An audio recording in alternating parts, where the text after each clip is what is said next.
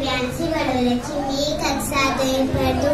म्यार पिताजी नाम प्रकाश बडोल्याची, म्यार माताजी नाम मीनाक्षी बडोल्याची।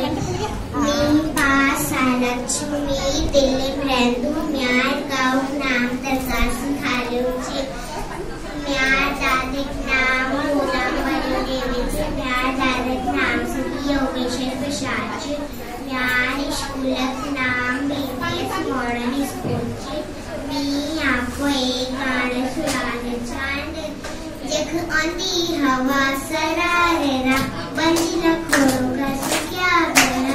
ठंडो मीठो पानी भरा, पखी मेरो गाँव। जख